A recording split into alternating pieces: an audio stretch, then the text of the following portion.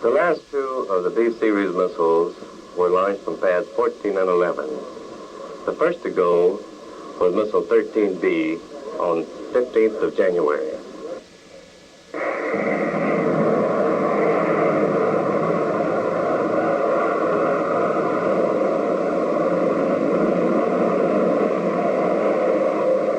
B was the first Atlas designed to go the full 5,500 nautical mile range with an instrumented re-entry vehicle. The missile was similar to 12B, which attained this distance in November 1958. Prior to launch, landline measurements showed all systems correctly operating. Launch was good, and 13B apparently was on its way to a successful flight. At 100 seconds of flight, the missile started to oscillate and roll. This was followed by a decrease in propulsion system performance, then by complete missile instability, and eventually by a complete propulsion system failure.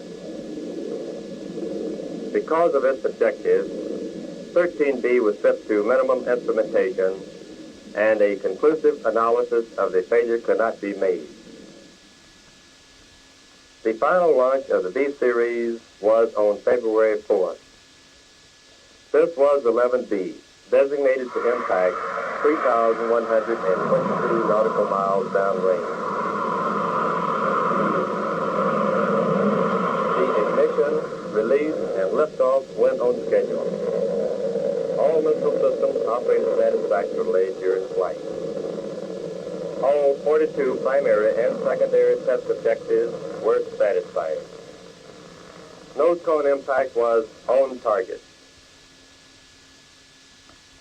The first 7 missiles of the B flight program satisfied all major objectives for the series. Extra objectives were set up for the remaining 3, 10, 13, and 11B. These flights gave us many additional items of information. Missile 4C, the second series B Atlas to be flight tested, was successfully launched from Complex 12 on January 27. Although the Mod 3 guidance system failed, the flight control system stabilized and guided the missile during the powered portion of the flight. Separation of the re-entry vehicle did not occur as a result of the guidance system failure. The complete vehicle re-entered the atmosphere with impact indicated by the Azusa system some 43 miles beyond the planned range of 4,268 nautical miles. Re-entry was sighted from Ascension Island. The fourth Atlas launch during this period was Missile 5C. 5C was launched after a trouble-free countdown from Pad 12 on February 20.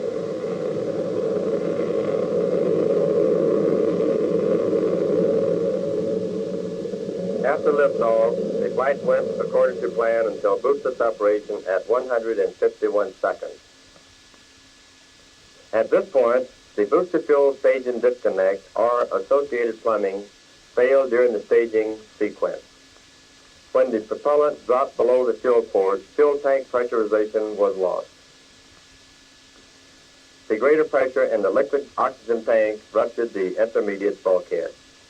At 172 seconds, the missile exploded. The fifth missile launched this quarter was 7C on March 18. This missile was the first to carry the RVX-2 re-entry vehicle. The RVX-2 is a high-speed, ablating-type nose designed for complete recovery. Atlas 7C was launched after a countdown of 2.5 hours.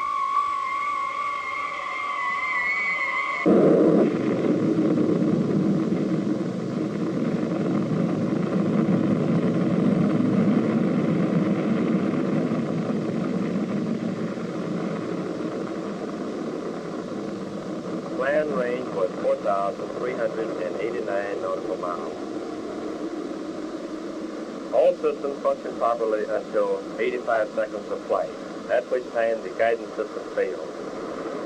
At 129 seconds, the boosters shut down prematurely. Booster separation came at 151 seconds from a backup signal initiated by the missile program. The sustainer engine continued to operate for 282 seconds. Vernier, an additional 29 seconds. Considerable missile instability was evident from the time of booster shutdown to the termination of powered flight. Because of excessive missile instability, impact position could not accurately be determined. No attempts were made to recover the RVX-2 vehicle, which did not separate from the missile. In a 22-month period, beginning in June 1957, 22 Atlas missiles have been launched from Cape Canaveral.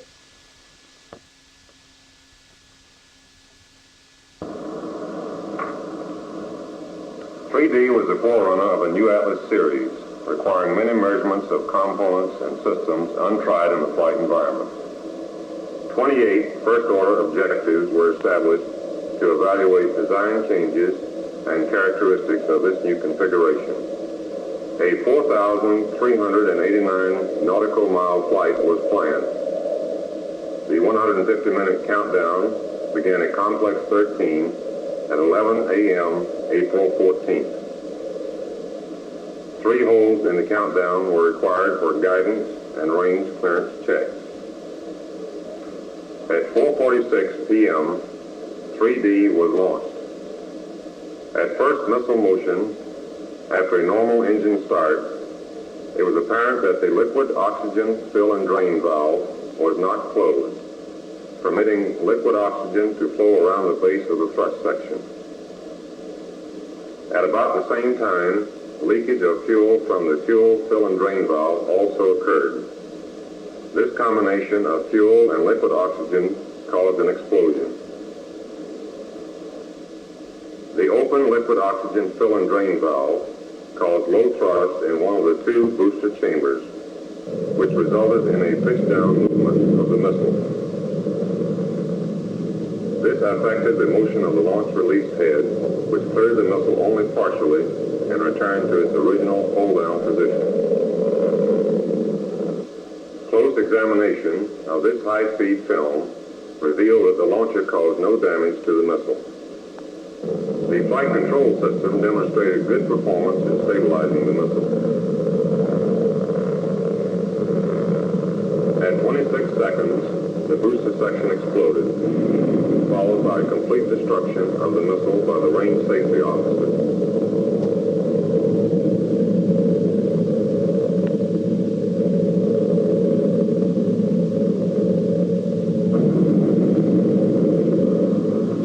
The second D flight with missile 7D was planned to demonstrate the capability of an Atlas to deliver an RVX-2 re-entry vehicle to a target 4,389 nautical miles downrange. Launch date for this event was May 18, 1959. At launch, propulsion system performance was normal. All missile systems were operating at the proper levels. Launcher difficulties were evident at first missile movement. On the B2, or right-hand side of the launcher, the following events occurred. The hold-down pin failed to retract when the bell crank retaining bolt sheared. The kick strut remained in a normal engaged position with the airborne shock absorber. The combination of a normally engaged kick strut and an abnormally engaged hold-down pin resulted in a prying force to the right booster fairing. A 4-inch separation between the smooth fairing and thrust barrel occurred. Damage to the fuel tank pressurization system caused a loss of support pressure in the lower tank. The unbalanced pressures reversed the intermediate bulkhead after 62 seconds. 2 seconds later, the missile exploded.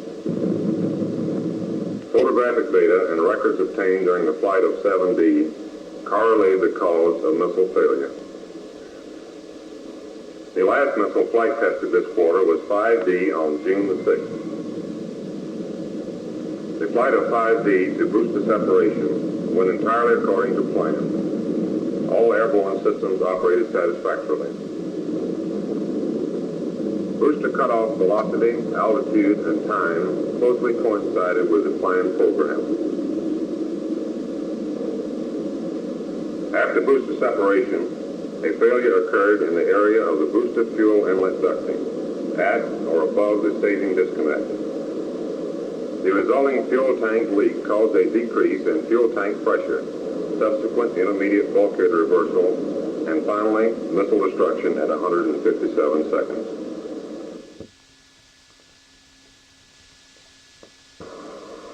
A major highlight of the quarter was the successful flight test program conducted at the Atlantic Missile Range.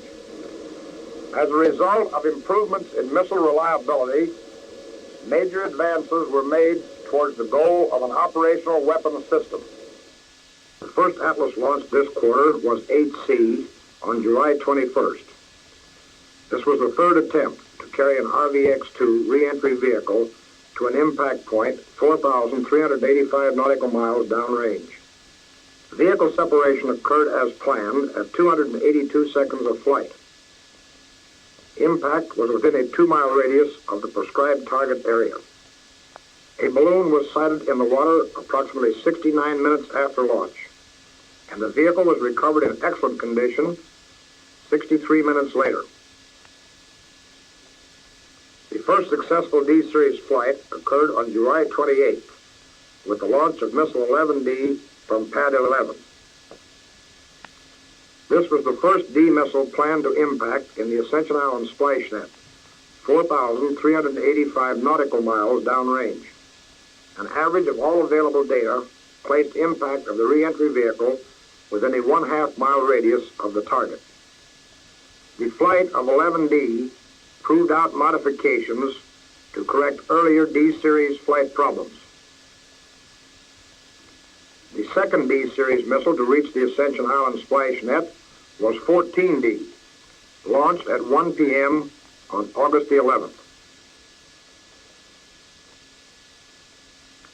All systems operated as planned during the powered portion of the flight. The Mark II re-entry vehicle was bumped by the missile during retro-rocket firing. This was attributed to a deflection of the retro-rocket thrust vector due to expansion of the exhaust gases against the tank surface. Despite the bump at separation, all re-entry vehicle systems operated satisfactorily throughout the flight, and impact was on target. On August 24th, Missile 11C was launched. A camera was installed along with standard instrumentation in the nose cone. At an altitude of approximately 200 miles, nose cone separation occurred, initiating camera start. At upper left, the missile body falls away. Below, in the center of the picture, is the Florida Peninsula. Cape Canaveral is covered by a triangular-shaped cloud ladder. Now, 250 miles above the Atlantic, the camera is making a full circular sweep of the horizon every 2 minutes. The dark areas are water. The white patches, clouds. The long white strip is a storm front moving northeast across the ocean. The arc of the horizon at this point is approximately 2,000 miles across. This is a view of the Earth from a distance of 350 miles.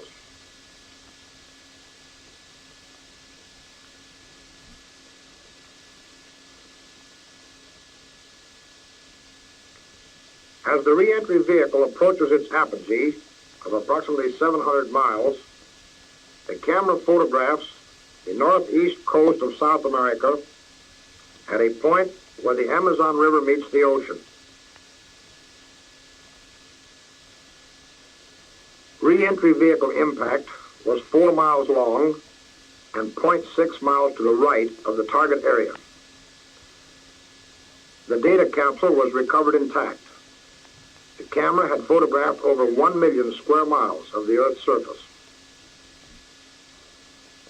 Missile 10D was assigned the special task of placing an unmanned Mercury capsule in a given flight path at a predetermined velocity and altitude. The 2,200-pound R&D space capsule, built by McDonnell Aircraft for the National Aeronautics and Space Administration, contained 3 telemetry transmitters, 4 data tape recorders, and 2 tracking beacons.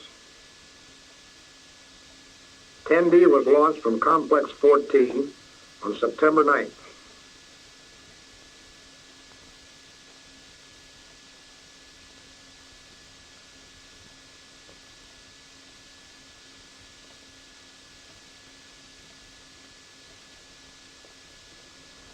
The flight appeared normal until booster separation. At this point, a malfunction occurred and the unit did not jettison. The booster section stayed with the main body until the capsule separated. The excess mass carried during this second stage resulted in a velocity less than the planned 23,850 feet per second. Impact was 500 miles short of the planned range of 1,809 nautical miles. The capsule was recovered 8 hours after impact at a point approximately 200 nautical miles southeast of Antigua. Post-flight inspection revealed that the capsule was in excellent condition. 17D was the 31st Atlas flight tested and was launched on September the 16th.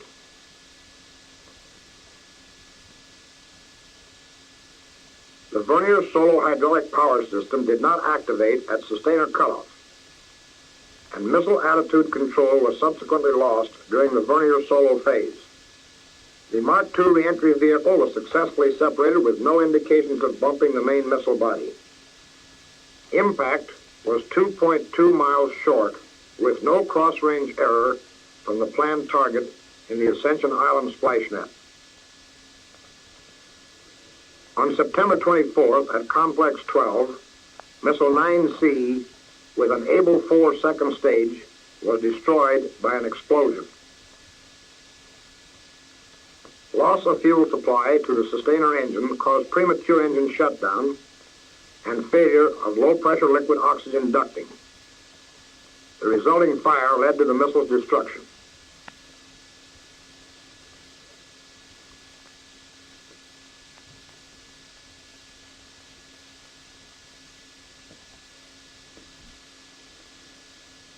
Work was begun immediately to rehabilitate the launch complex.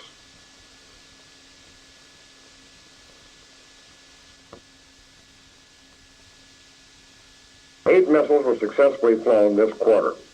6 were of the standard D-series research and development configuration.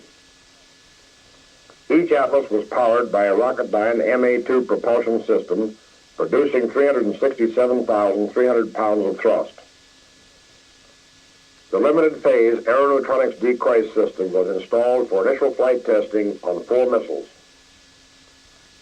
A single launch tube was gimbal mounted on the B-1 equipment pod door. Inside was a canister of graphite darts and inflatable balloons of re-entry vehicle configuration. Future versions will be composed of 2 pods containing 14 decoys each.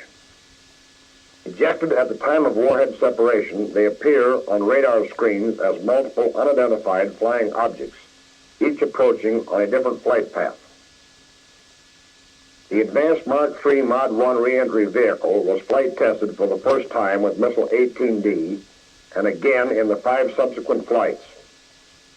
The heavy heat shield used in the earlier models has been eliminated. Erosion of the outer layer, known as ablation, prevents the nose cone from burning up during re-entry through the atmosphere. Potential range of the 2,100-pound vehicle is increased from 5,500 to 7,000 nautical miles, or 8,060 statute miles. Reliability information gained from the test program led to the elimination of flight readiness firings. representing a one-week time saving for each launch. Future FRFs will be conducted only for initial flight testing of DAIG, early E-series, and special missions.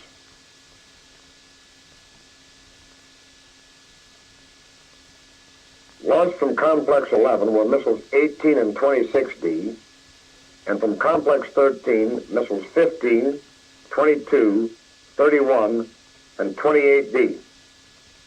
Primary objectives were to evaluate performance of radio guidance systems, Convair and acoustical propellant utilization systems, and the new Mark III Mod 1 re-entry vehicle. These objectives were completely satisfied. Re-entry vehicle systems performed satisfactorily in 5 tests. With one minor exception, each impact was on target in the Ascension Island splash net, 4,385 nautical miles downrange. Missile 20D was assigned to support the space exploration program directed by the Air Force and sponsored by the National Aeronautics and Space Administration.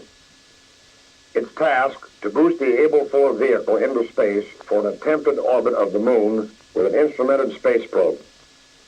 Modifications to the standard D-series missile included an increase in the liquid oxygen tank skin thickness for support of the lunar space vehicle. The Able unit consisted of 3 powered stages.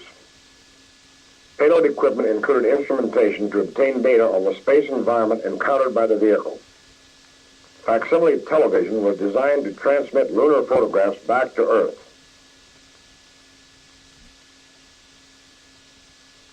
The scheduled 240-minute countdown effected launch precisely as planned on 26 November 1959. Liftoff occurred at 2:26 a.m. Additional loads imposed by the upper stages did not affect the structural integrity of the Atlas airframe. Operations of all Atlas systems was completely satisfactory. However, a failure in the Able stages at approximately 47 seconds prevented accomplishment of the primary mission. Portions of the first and second Able stages were recovered. Impact of the Atlas tank section was in the Gulf of Guinea off the west coast of Africa as planned. The flight test program for 1959 was concluded on December the 18th with the launch of Missile 40D.